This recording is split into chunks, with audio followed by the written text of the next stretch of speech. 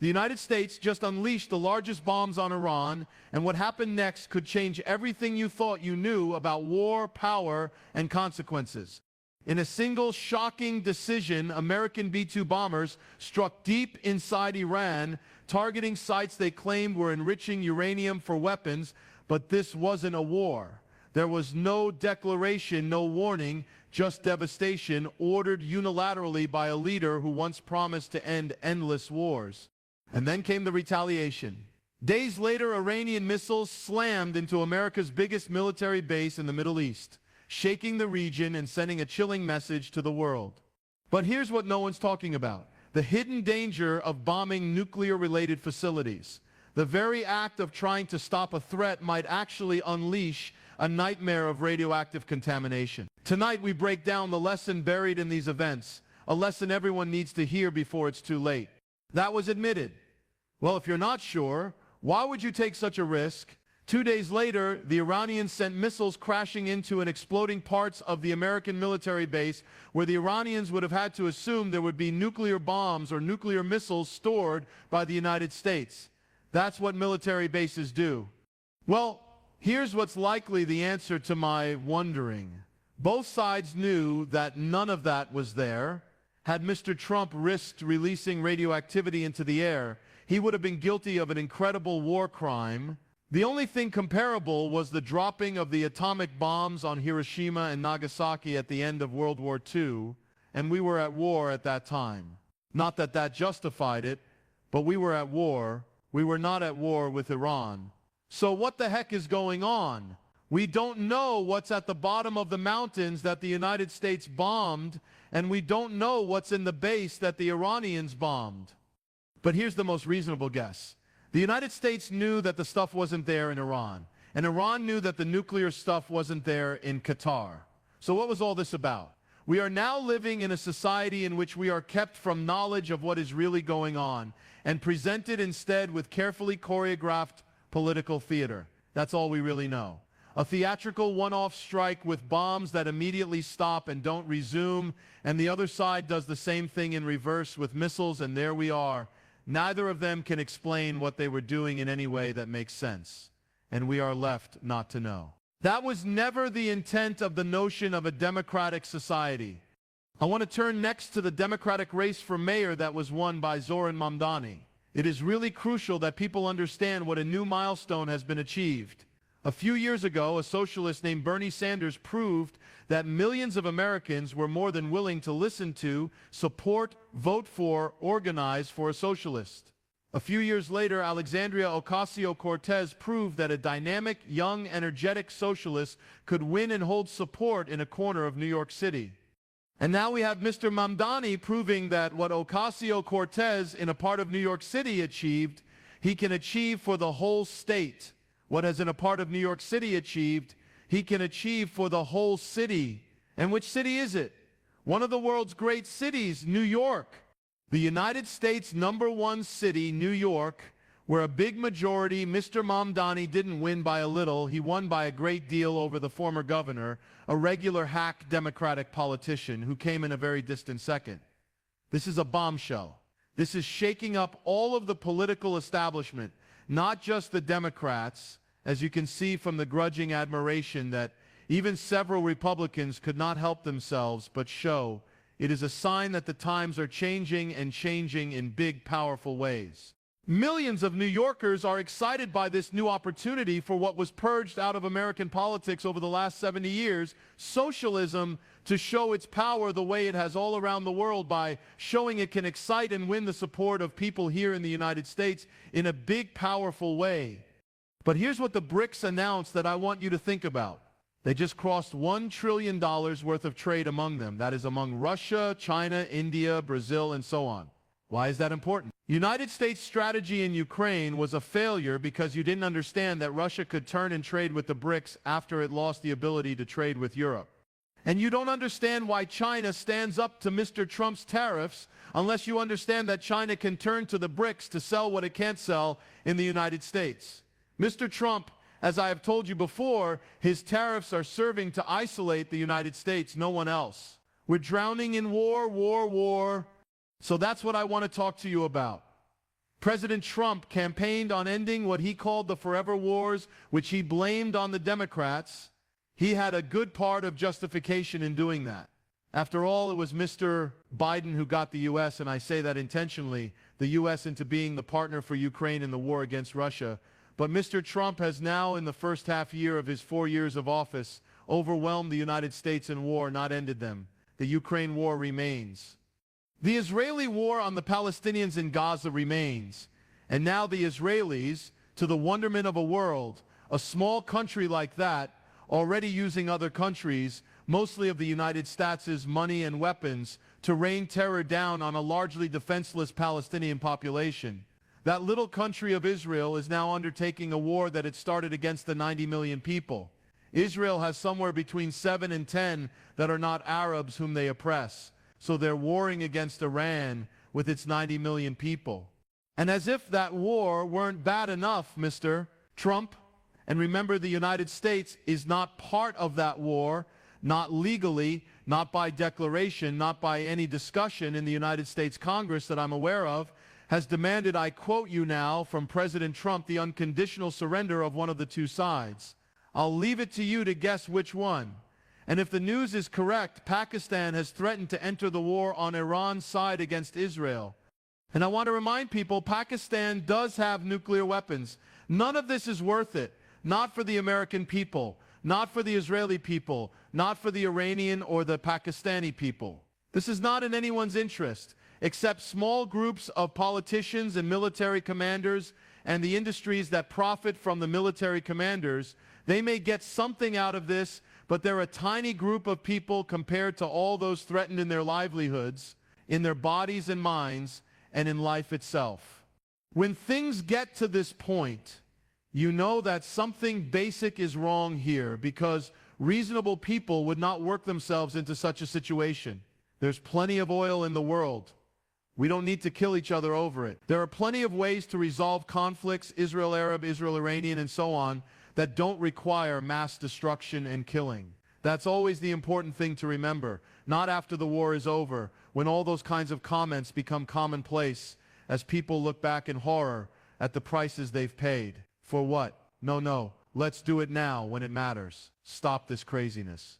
Mr. Trump has demanded the unconditional surrender.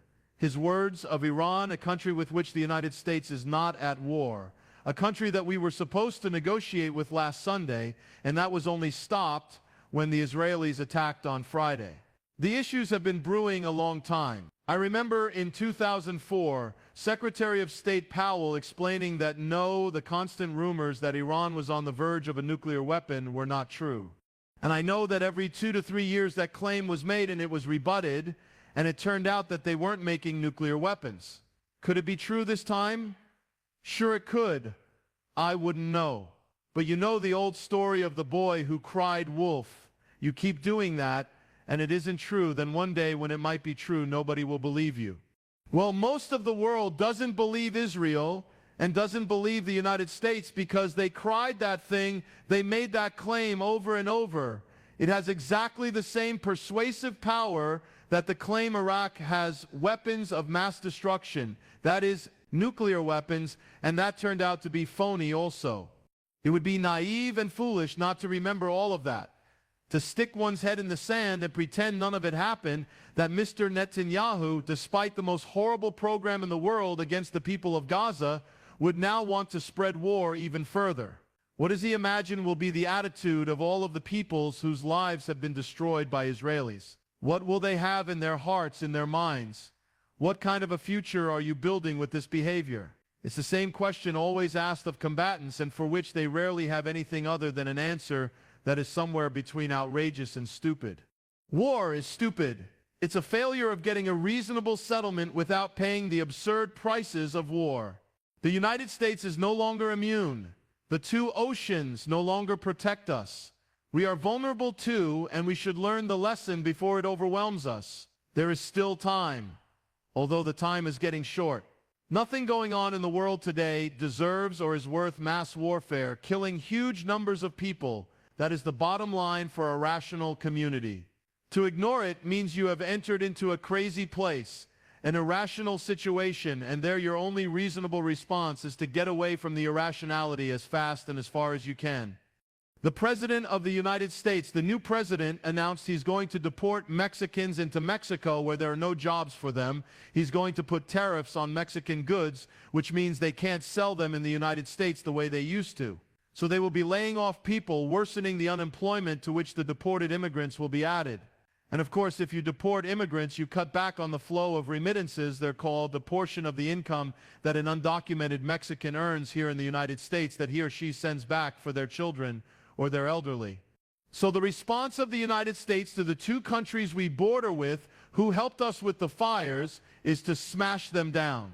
You know, history will look back on this and will shake its heads in a mixture of disbelief and disgust. Trump doesn't express anything that would give me the sense that he has even the faintest clue about what the decline of the United States involves and what it represents. Because if he did, he wouldn't have, not even Donald Trump would have the audacity to suggest he can hold it back. That's a little bit like imagining that that scary runaway train can be controlled if you just say stop. Or it's right up there with the way to deal with the problem of drugs is to just say no. It doesn't tell you anything about the problem, but it tells you that there's something wrong with a person who says such things because they're so out of touch. So Mr. Trump, sure, he blames Mr. Biden and by extension Mr. Obama or Clinton or Bush, whoever went before him, made a whole host of terrible mistakes which he's going to fix. All of them were deficient in putting America first, but this one is going to do it. It's a kind of cheap theater that tells you about the person putting it on and not about the reality. So let me get to answer your question. What is the decline of the United States and why what Mr. Trump is talking about is not that and why what he's proposing is no solution to that? The decline has to do with something you might even call natural. And by that I mean every empire that the world has known from ancient Greece, Rome, right on to the modern one. And indeed the one that gave birth to the United States, namely the British Empire, of which the United States was once a minor colony. Never as important to Britain as India was, never as important to Britain as much of Africa, particularly in the north was, but an important part that it fought a war to keep the Revolutionary War of the 18th century. Okay, the United States inherited the empire from the British. By the end of the 19th century, and certainly by the time of World War I in the 20th century, Britain's empire was in decline, and the American empire was rising to replace it, and the rise of the American empire went across the entirety of the 20th century. It was a good ride for the United States in the sense that across the rise of the empire, almost all boats were lifted. White Americans at least enjoyed rising incomes, rising job opportunities, better housing, public schools in the middle, and so on. The 20th century was a remarkable good time for the United States because we lived in a rising empire. By the time of the 21st century, now the last 20 years, what we should have known was coming arrived. Every empire that went up went down eventually. Everyone, no exceptions. The betting person would have understood in 1940 or 60 or 80 that it wasn't a question of whether the empire and the economy would decline, and when just came about 15 years ago, the way I counted. But give or take, it's never something that happens at a moment. And here are some of the signs, if you like. You might have missed one or the other, but when you add up all of those I'm about to give you, it's unmistakable. The war in Vietnam was a war between the United States and the Communist Party, initially of North Vietnam. The Communist Party of North Vietnam won the war and the United States lost the war. That's the reality. The government of unified Vietnam, North and South, since that time, since 1975, the government has been the Communist Party. Our enemy won. We left and lost. A little while later, we fought a war in Afghanistan against something called the Taliban. We lost. They won. You know who governs Afghanistan now? Is the Taliban. We lost in Iraq. We wanted to do away with none of that word. Yeah, Saddam Hussein is gone, but the Shia and Shiite militias and all, that's who governs Iraq now. And we're in the process of losing the war in Ukraine. These are not just isolated events. These are one after the other. Moreover, we are losing in the case of Vietnam, in the case of Afghanistan, in the case of Iraq, against countries, our adversary that are among the poorest on this planet. Here we are, the rich powerhouse. We can't win those wars. That ought to be a kind of moment. Ooh, what's going on here? The signs are even bigger and easier. Everything is tilting against the United States. It's not this or that political decision. It's not even this or that president or this or that war. Something bigger and more profound and more long-lasting is underway. And because the empire was so crucial, it is also the case that the capitalist economic system of the United States is shrinking, is unable to function. It can't do what it used to do. It is being outcompeted left and right. Every day, every week brings more evidence. Somebody wants to sell more goods. So what do? They go to an advertiser and they give money to the advertiser, say, put our picture of our product up there on a billboard. Put an ad in the newspaper. Put an ad on television. Make us look as good as you can. And the advertiser takes the money and he puts an image up there of a happy young person enjoying the product, suggesting to you that if you buy that soap and use it, your sex life will get much better. Suggesting if you drink that soda, you will have many happy friends down there on the beach. You know the drill. You see it everywhere. But now let's look a little more carefully. The job of the advertiser is to hype whatever is good about the product. Hype may be something that's actually good or make it up. It doesn't matter. And the same advertiser has a second job. Hide whatever is bad about the product. The cigarette makes you very sophisticated. Yeah, but we won't talk about what it does to your lungs. That's the story. Advertising is a way of communicating between people, but it's not honest. It's dishonest. It hypes real and imagined positives, and it hides negatives. If positive and negative are always intertwined, then honest communication faces both of them, tells you the good, the bad, and what the overall opinion is based on facing the good and the bad. Advertising isn't about that. Advertising is hustling you, lying to you about the good, hiding the bad to get money out of your wallet. It corrupts the communication that every community, every family, and every person depends on. Capitalism invented advertising, and that's another reason why we can do better than the capitalist system. We begin with Senator Joni Ernst of Iowa. She is a Republican, and as a member of the United States Senate, she has one of the best medical care and medical insurance programs available to anybody working anywhere in the United States that she gets as a senator. She doesn't have to pay for it. But as a Republican member of the Senate, she is also, of course, voting on all kinds of issues these days, including the decision of the Republican leadership in the House of Representatives to make massive cuts. We're talking many, many millions of dollars cuts in the Medicaid program. That's the program in the United States that ensures people who cannot afford an expensive medical insurance program based on the income that they earn. And she got into the news recently when she was trying to explain to a meeting in Iowa of Republicans, she's a member of that party, why she was supportive of making these huge cuts in the Medicaid program. And it turns out there were people in the audience, supporters of hers, we assume, who didn't like that and who shouted in the meeting that cutting Medicaid is going to kill significant numbers of people who will no longer be able to afford the medical care that keeps them alive when these cuts go through. Senator Ernst then did something which deserves the critical attention I'm giving it, and many others in and out of the media did. She looked at these people with no sympathy whatsoever and said to them, "We are all going to die someday," or words to that effect. Okay, let's look at this. There are vast numbers of people being less well served by cuts in the ventilator administration, hospitals, by cuts in Medicare, Medicaid across the board.